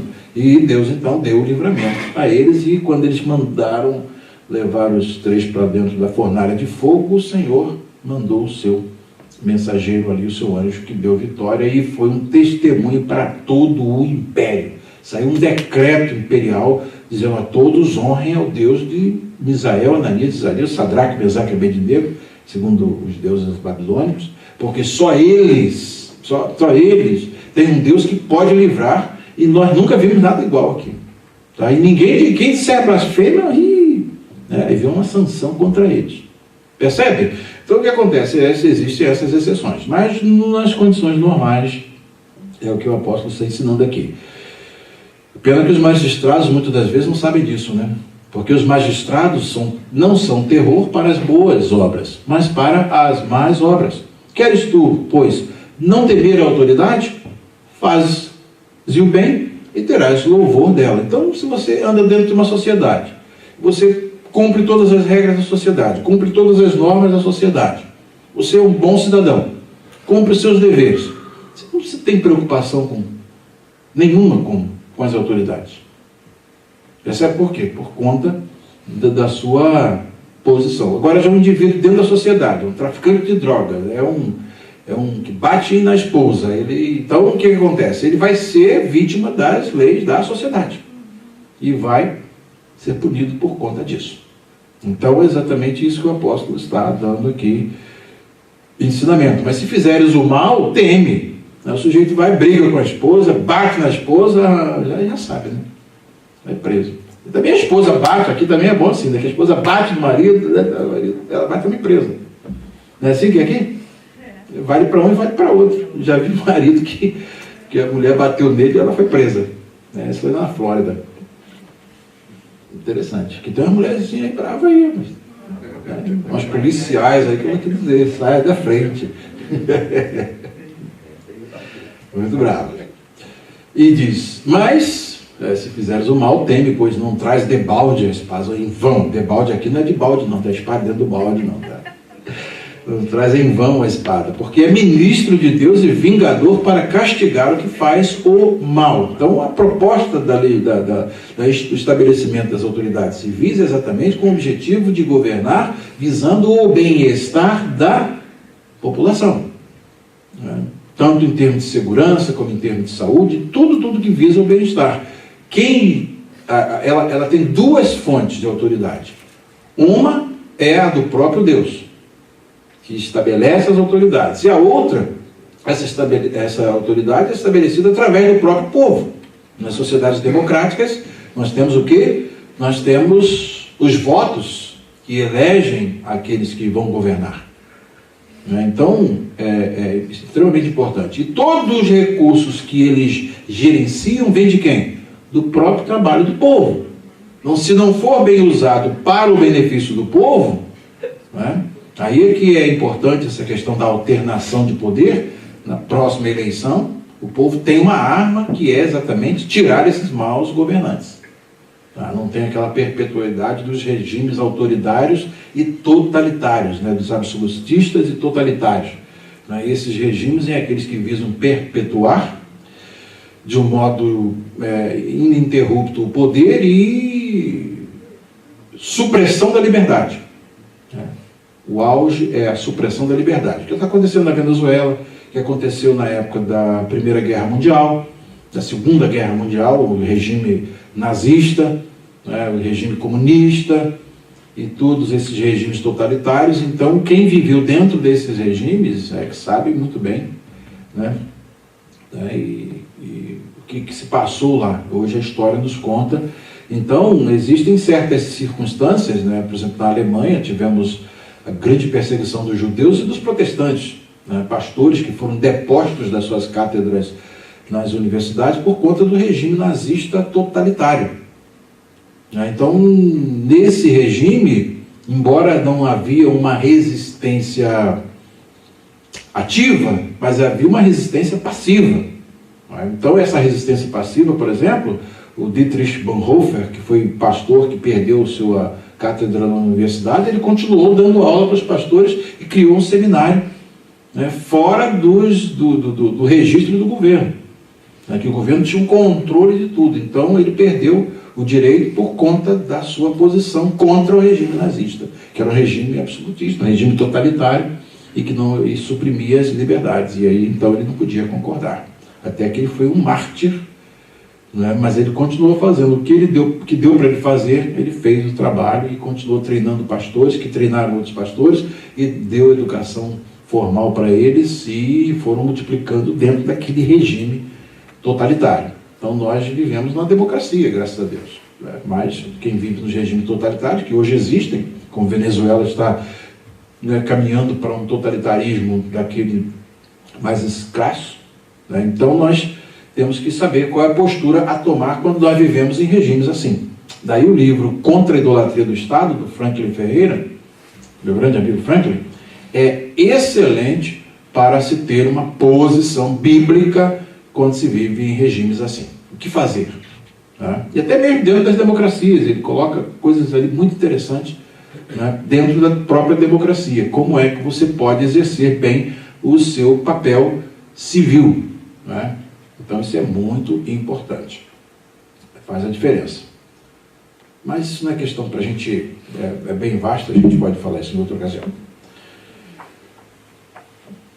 Portanto, diz aqui, é necessário que lhes estejais sujeitos, não somente pelo castigo, mas também pela consciência. Então o cristão sabe que tem que fazer o que é certo.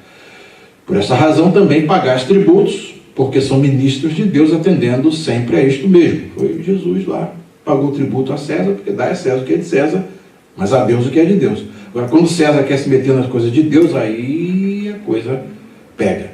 Aí vai encontrar resistência. Quando João Batista chegou lá, e está o Herodes lá, e pega Herodias, e ele falou a verdade para ele. Ele falou, não tinha lícito possuí-la, essa mulher do teu irmão. Não é lícito. Então ele perdeu a cabeça, mas afirmando a verdade de Deus.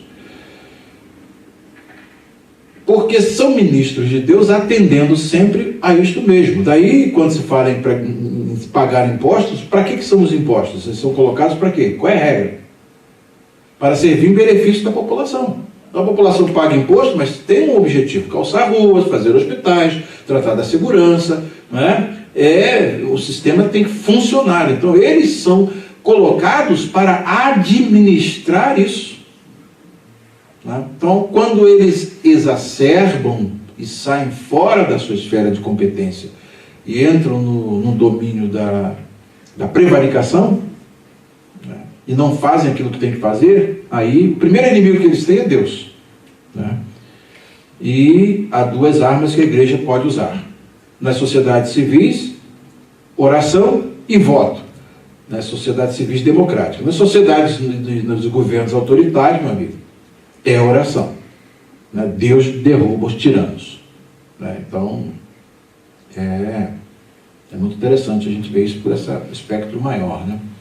Portanto, dai a cada um o que deveis. Então, a César o que é de César. A tributo, a quem tributo, tributo. A quem imposto, imposto. A quem temor, temor. A quem honra, honra. Tá? E isso aqui sintetiza o ensino do Novo Testamento em relação à vivência dentro de condições normais de temperatura e pressão. Tá? Um regime que está realmente cumprindo seus deveres, tem a consciência de que o poder que ele tem é uma autoridade delegada, e a partir disso, então, eles têm que fazer o quê? Eles têm que se colocar numa posição que agrade a Deus. E isso é o que nós vemos no Novo Testamento. No Novo Testamento, no Novo Testamento tem hierarquia. No Novo Testamento, as igrejas locais, elas eram apenas, funcionavam o quê? Os pastores e os diáconos das igrejas, que eram os bispos, presbíteros, né? E os diáconos, que até o Lloyd Jones defende a mesma tese que eu defendo no meu livro, né? Eram termos intercambiáveis, né? E mostram que esses dois modos de governo que existiam na igreja local estavam a serviço da igreja. Eram dons de Deus para servir a igreja.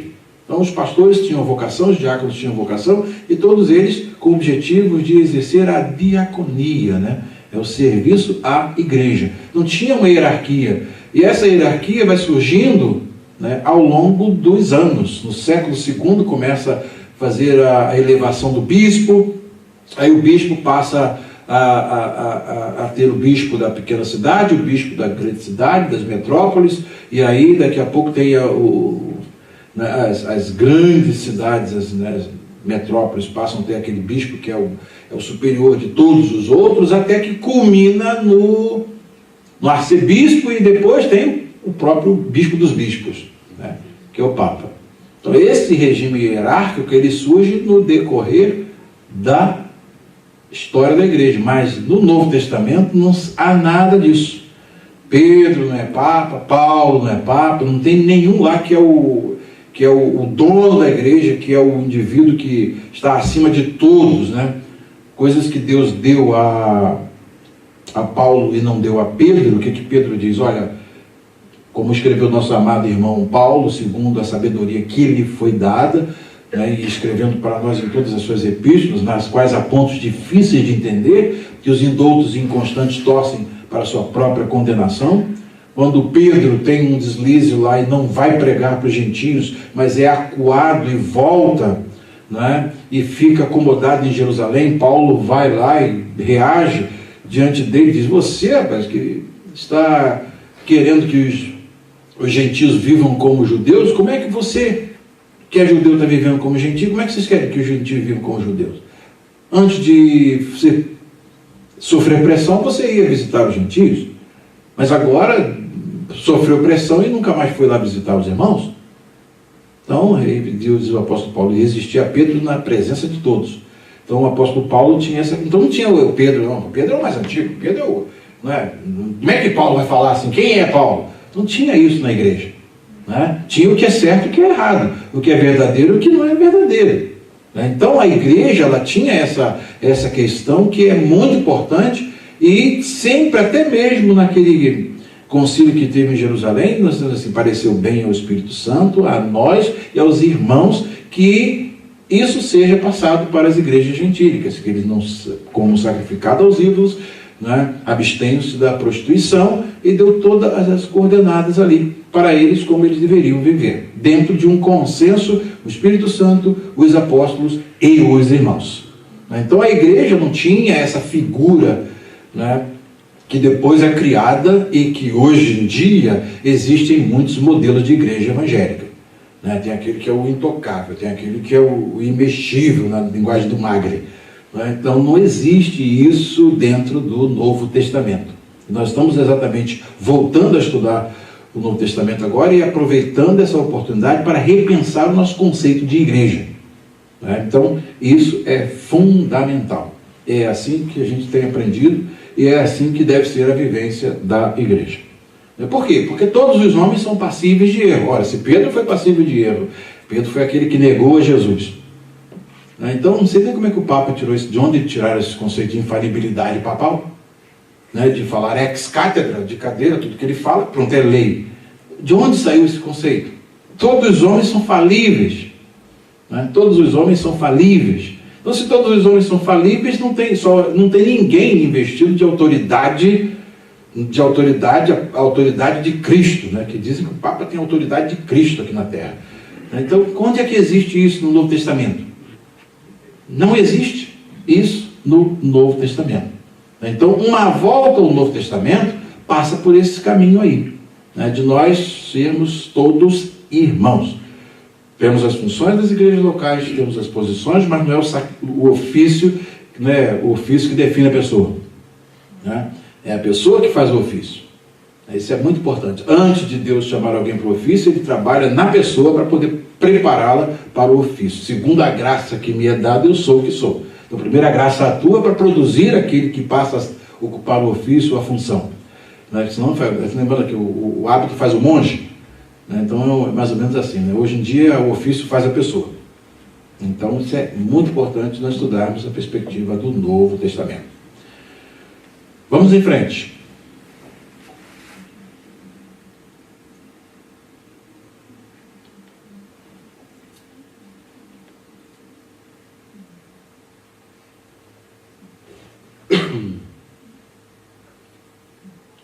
Esperando aqui.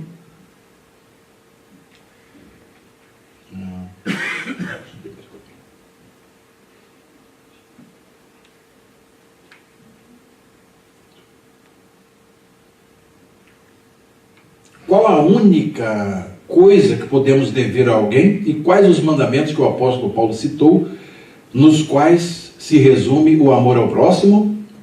Romanos 8, de 13, de 8 a 10. Nós temos: a ninguém devais coisa alguma, com uma exceção. O que você pode dever? A não ser o amor com que vos ameis uns aos outros. Isso aí é uma dívida que todos nós temos. Devemos amar a tudo. A colocação dele foi até interessante, né?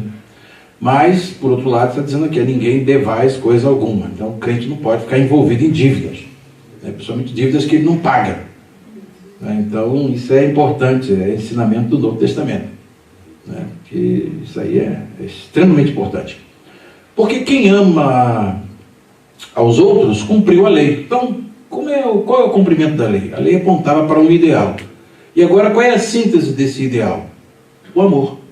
Quem ama aos outros cumpriu a lei. Com efeito, não adulterarás, não matarás, não furtarás, não darás falso testemunho, não cobiçarás. E se há algum outro mandamento, tudo nesta palavra se resume: amarás ao teu próximo como a ti mesmo. Então, do amor é que derivam esses princípios. O desdobramento desse conceito de amor está nesses princípios dos mandamentos, cuja síntese dos mandamentos na horizontal, de homem para homem, ser humano para ser humano, é: amarás ao teu próximo como a ti mesmo. E já falamos disso naquela aula sobre esse assunto, né? O amar ao próximo como a ti mesmo é cumprir a lei áurea, né, que Jesus deu. Qual é a lei áurea que Jesus deu? Fazer ao próximo aquilo que você gostaria que o próximo te fizesse. Então, olha só, ele coloca uma coisa: fazer ao próximo aquilo que você gostaria, não é que ele fez a você, não, que você gostaria que ele lhe fizesse. Essa é a lei áurea de Jesus, tá? O amor não faz mal ao próximo, de sorte que o cumprimento da lei é o amor. Então, vejam como o conceito é elástico. E para fechar, nós temos aqui quais os dons que o apóstolo disse que, se os tivesse, não substituiriam o amor ao próximo, e o que ele disse que, se o fizesse, de nada valeria. Já demos uma passada nesse texto aqui, exatamente o texto de 1 Coríntios, que, para variar, nós vamos aqui agora ler na versão revista e atualizada, interlinear, e debaixo de cada palavra aqui nós temos o equivalente grego aqui. Vejam bem, versículos 1 a 3. Ainda que eu fale as línguas dos homens e dos anjos, se não tiver amor, serei como bronze que soa, ou como o símbolo que retine. Então o apóstolo está usando aqui uma hipérbole. Digamos que eu esgote toda a capacidade de expressão linguística no universo visível e invisível. Tá? Então ele vai mesmo, engloba tudo. Os anjos, digamos que comuniquem numa língua especial deles, e os homens, temos as variedades de línguas aqui entre os homens, né? Mostrei para vocês, falei sobre a versão bíblica do Novo Testamento, em 1000 e tantas línguas diferentes hoje, mas digamos que eu falasse todas essas línguas, mas faltou uma coisa: eu não tenho amor. O que adiantaria exercer toda essa capacidade? O apóstolo Paulo disse: olha, vai ser um bronze, vai ser um bronze que soa, ou com símbolo que retine. Só fazendo barulho. Ou seja, ter toda essa capacitação, toda essa condição e não ter amor, o apóstolo Paulo diz que é nada. O que você é? Nada. Tá? Então isso é importante. Esse você aí é eu, você, nós, vós, eles, né? É inclusivo. Ainda que eu tenha o dom de profetizar e conheça todos os mistérios, o apóstolo aqui está usando isso no nível absoluto, conheça todos os mistérios e toda a ciência, e ainda que eu tenha, outra coisa, tamanha fé a ponto de transportar os montes, né? Aquele indivíduo capaz mesmo, olha, vai acontecer um fenômeno extraordinário. O que vai ser? O fulano vai lá no Everest, vou mandar ele para o meio do mar. Já pensou? Aí câmera de televisão, todo mundo: Everest, lança-te no mar. Vai o grande monte Everest. Poxa, que fenômeno, que sujeito. Aí, metrônomo de Deus, o amorômetro lá, vai lá, né, mede 0. Não é nada. Gostou dessa, Biel? Neologia, não entrou agora. Você pegou tricardíaco aí, a igreja tricardíaca? Chamou a igreja lá de 3 corações de tricardíaco. 3 corações. Aí eu peguei o amorômetro aqui. O agapômetro, né? Usando a palavra grega. Se não tivesse amor, né? E ainda que tivesse, né? Se não tivesse amor, que seria o quê? Nada. Então o ser e o nada. O nada é o quê? Nada. Né? Dizem que o nada é alguma coisa, aí na física estão dizendo, o Stephen Hawking está dizendo que o nada é alguma coisa, viu? Que desse nada que surgiu isso tudo aí através dele mesmo, ele que produziu isso tudo, o nada. Né? Então o apóstolo Paulo sabe que nada é nada. E todos os filósofos da antiguidade sabem, qualquer criança também sabe que nada é nada. Né, Sabrina? Nada é nada. Eu brinco muito com esse Stephen Hawking, ele é um fantástico. E ainda que eu distribua todos os meus bens entre os pobres, vou acabar com a pobreza no planeta Terra. Tenho tanto dinheiro que eu vou acabar com a pobreza no planeta Terra. Não vai ter mais pobre nesse planeta. Todos os pobres vão andar de Rolls Royce, né? Ou de Cherokee, quem sabe, né?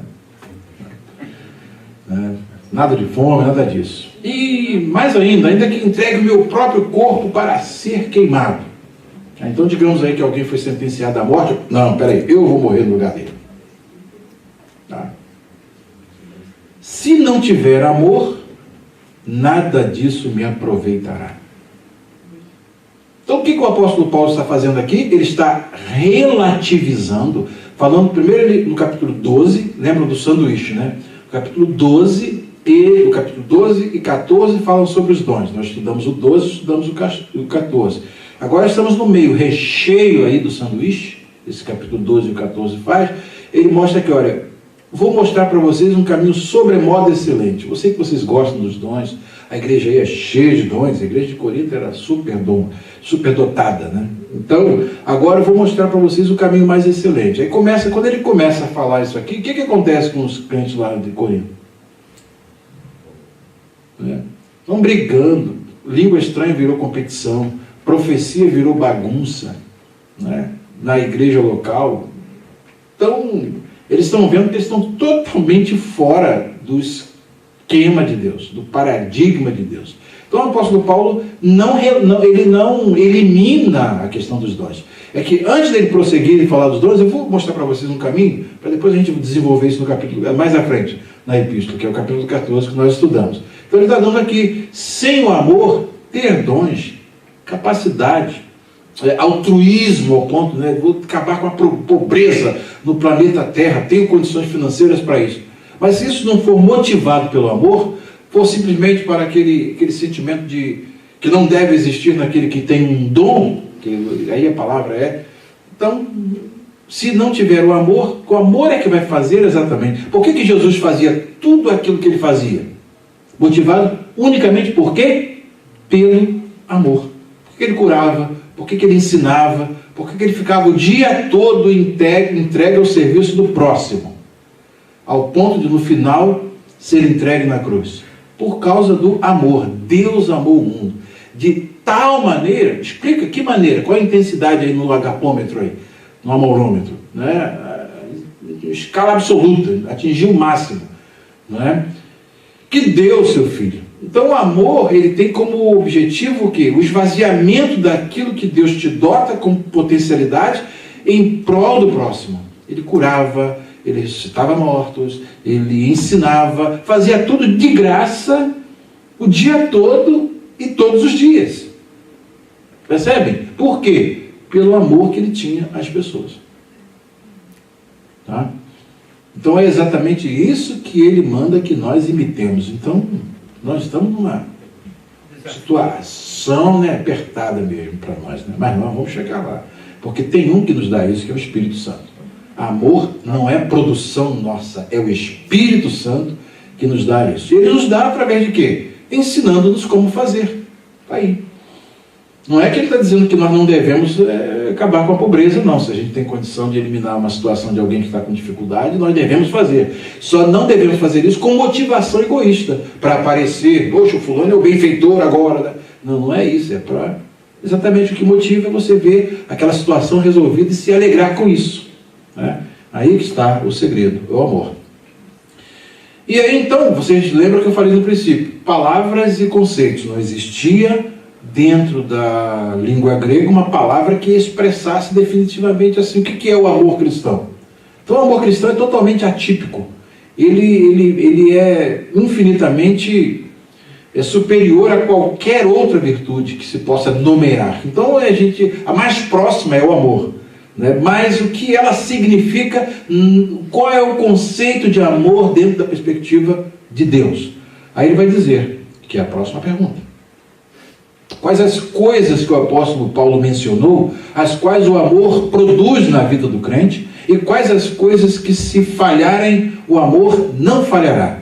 Aí ele vai dar aqui a definição de amor. Nós estamos aqui no interlinear. O amor é paciente. Aqui a palavra agape, agape, tá aqui a palavra, é essa daqui, ó. Deixa ela marcada aí. Em grega, a palavra agape, agape. O amor é paciente, o amor é benigno, o amor não arde em ciúmes, o amor não se ufana. Você observa bem, o que é o amor? O amor não é algo único. O amor cristão, ele é tão abrangente, ele é tão profundo, que ele precisa de mostrar quais são os outros elementos que integram o amor cristão. Então é algo que não existia dentro do... Então o amor é paciente, o amor é benigno, o amor não arde em ciúmes, o amor não se ufana. O que é se ufanar? Quem ama, não, eu sou menor, eu sou o mínimo entre os santos. Você é maior do que Pedro? Que eu sou o mínimo, não mereço nem ser chamado apóstolo. Era o modo, não se ufana. Não, eu realmente eu sou o cara, eu falo mais língua do que todos vocês aí, Corinto e tal. Eu sou o cara, eu sei mesmo, tenho fé aqui, que se eu quiser, o Monte Everest vai longe. Cara, ele sabe, isso sei tudo, viu?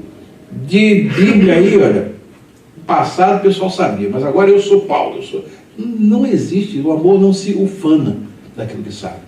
Não tem orgulho daquilo que sabe.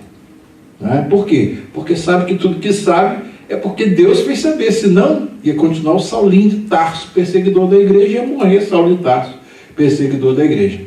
O que teve aquele encontro abençoado que o deixou cego no caminho de Damasco, poderia ser um encontro fatal, como aquele que o rei Herodes teve, né, que na hora que está fazendo um discurso cheio de vaidade, foi comido de bichos e morreu. Tá? Ou aquele lá do Belsazar, que pegou, né, os vasos da casa de Deus e deu, pela sua arrogância, para beber, né, dominamos os deuses e os vasos dos deuses, traz aqui para os meus grandes beberem vinho nos vasos. E naquela noite veio a mão na parede, sentenciando ao fim. Ele podia ter um encontro daqui, né, mas pela graça de Deus ele se tornou isso aí, esse instrumento de bênçãos para a igreja. O amor não arde em ciúmes, não se ufana, não se ensoberbece. Se ufanar e se ensoberbecer aqui, são palavras bem próximas. Não se conduz inconvenientemente, não procura os seus interesses. O que é amor? Olha o que é o amor da perspectiva cristã e definição divina. O amor não procura os seus próprios interesses, o amor não se exaspera. Então, ter amor é algo, né? Você ter aquela condição de trabalhar e tratar os outros com respeito, com carinho, sem ser arrogância. Você falou que até como é que diz? Falou até ser grosseiro é vaidade. Né? Ser grosseiro é a antítese. Quem é grosso não tem amor. Né? E é um vaidoso, se ensoberbece. Por quê? Você se coloca numa posição exasperada em relação aos demais. Né? Essa placidez máxima encontra o seu epítome na pessoa de Jesus. que no máximo do maltratamento, ele chega, Pai, perdoa-lhes, porque eles não sabem o que fazem. Olha o que é o amor. Gente, o amor é algo extraordinário.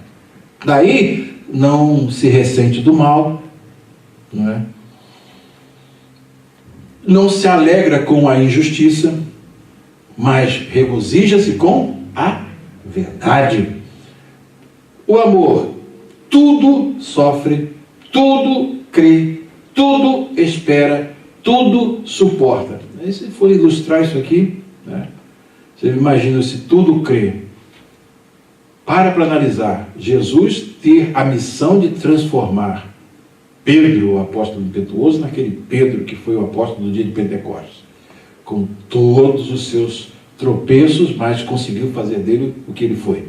Pegar um Saulo de Tarso e fazer dele aquilo que fez. Pegar um gadareno e transformá-lo no evangelista das 10 cidades, de Decápolis. Não é? Para analisar. É um desafio enorme. Pegar eu e você e fazer nós estarmos aqui hoje. Eu e você. Onde nós poderíamos estar hoje? Se não fosse a graça de Deus e a misericórdia de Deus. Estaríamos aqui, tranquilos, na casa de Deus? Né? Então, é exatamente isso aí. Tudo crê, tudo espera, tudo suporta. Né? Quando Deus me deu a missão aqui, eu amei vocês, viu? E o Senhor me deu o segredo. Um dia espalhe o meu amor para com eles ali. Que todos vão dar o grau. Então, aí eu vim com essa missão. Aí tinha gente que não acreditava que vocês iam dar o grau, que eu não ia aguentar ficar aqui e tal. A igreja não vai para lugar nenhum, não. Teve gente até que chegou, eu não sei nem se aquilo lá é igreja. E a gente foi com paciência, tudo crê, tudo espera, tudo suporta. E chegou no momento, hoje a igreja em Filadélfia é a igreja em Filadélfia. Nós não estamos lá, e nós sabemos onde nós estamos, né? Graças a Deus nós sabemos onde nós estamos. Nós estamos sob a graça de Deus. Pela graça de Deus nós somos o que somos. Porque se não fosse a graça de Deus atuar em nós individualmente para essa coletividade ser o que é, nós não seríamos o que somos. Mas hoje já olham para nós de um modo diferente, porque Deus trabalhou e nos abençoou. Então, pela graça de Deus, nós somos o que somos.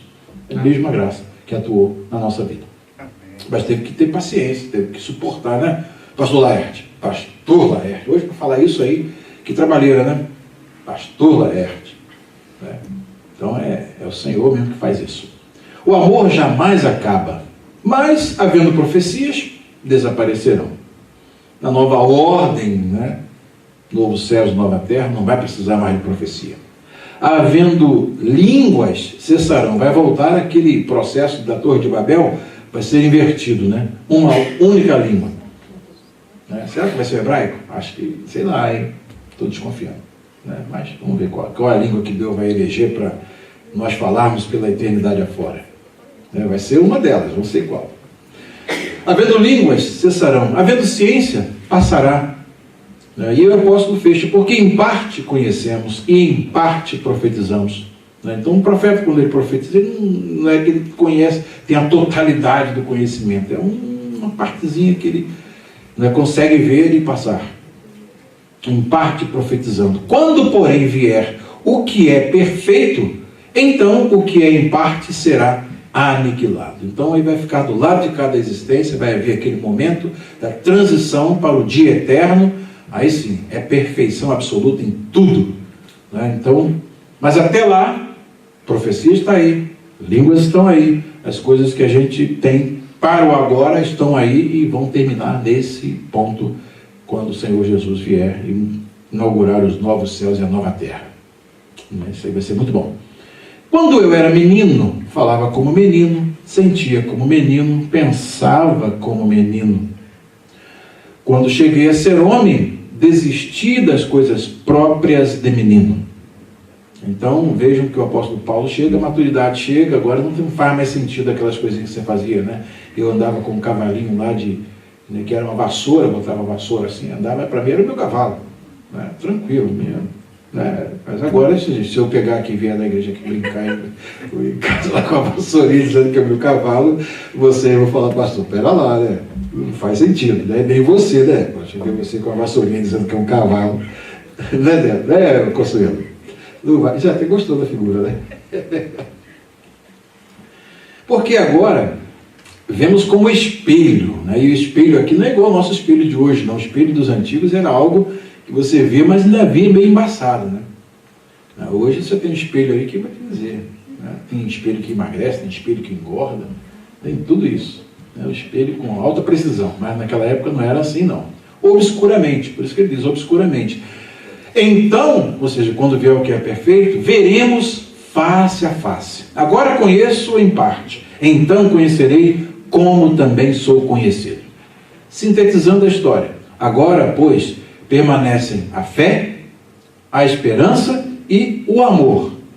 3 qualidades: fé, esperança e o amor. Estes 3, porém, o maior destes é o amor. Tá? Aí logo em seguida ele começa aquele capítulo que estudamos na aula passada. Segui o amor e procurai com zelo os dons espirituais. A história já contei. Que o Senhor nos abençoe. Amém.